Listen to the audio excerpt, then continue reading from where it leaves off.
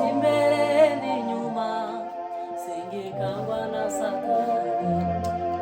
Ngo si imbere n'inyuma, singikangwa na Satani.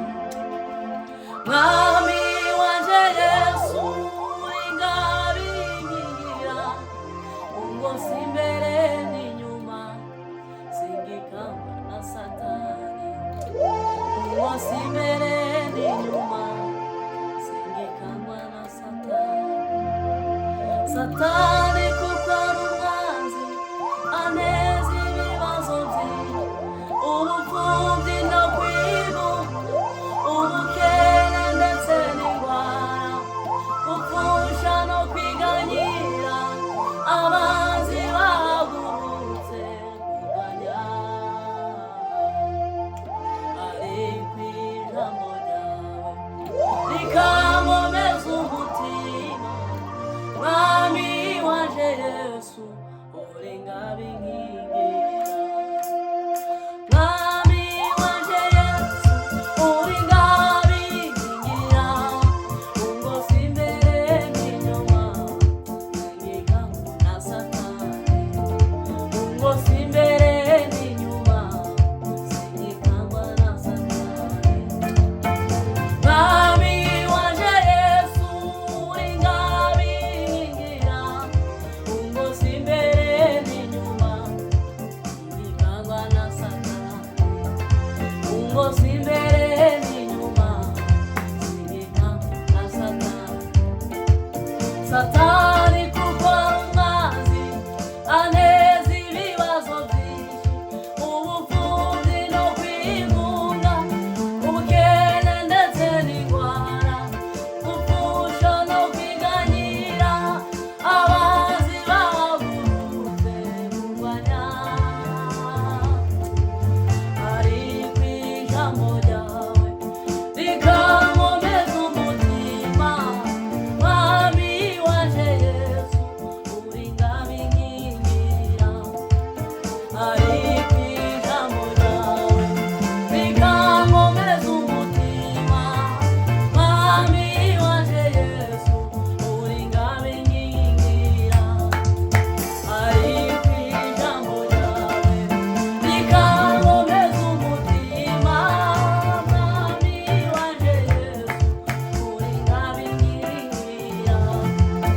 Ariko ijambo ryawe rikankomeza umutima, Mwami wanje Yesu, uri ingabinkingira.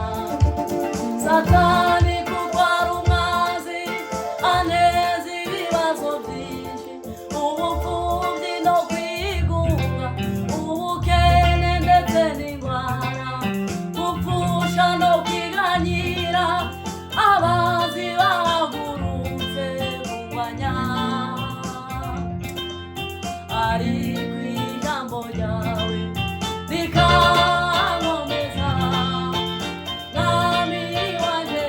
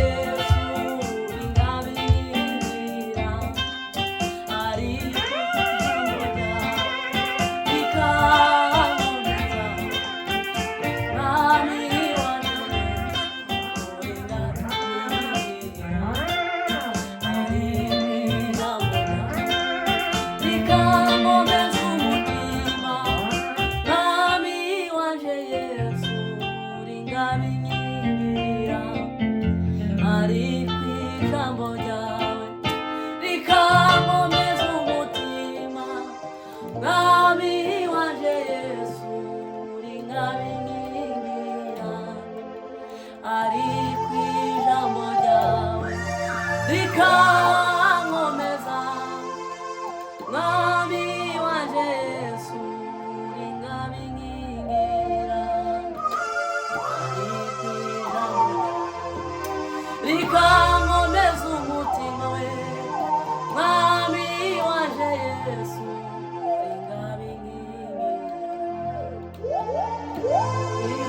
ijambo ryawe rikankomeza umutima. Mwami wanje Yesu uwarehemu watu wako Baba. Dunia inakusumbua sana, kimbilio letu ni wewe, Mungu wa vizazi vyote. Kimbilio letu ni wewe, Mungu wa vizazi vyote. Mungu wangu we, Baba yangu, siku hizi za mwisho dunia imeharibika sana we, na vyote vilivyomo vimebadilika na kuinulia mikono yangu ikiliombea taifa lako, na usikae mbali nasi, kwani wewe ni kimbilio letu. Na usikae mbali nasi, kwani wewe ni kimbilio letu. Mungu wangu we, Baba yangu, siku hizi za mwisho dunia imeharibika sana we, na vyote vilivyomo vimebadilika na kuinulia mikono yangu we ikiliombea taifa lako, na usikae mbali nasi, kwani wewe ni kimbilio letu. Na usikae mbali nasi, kwani wewe ni kimbilio letu. Uwarehemu watu wako Baba. Dunia hii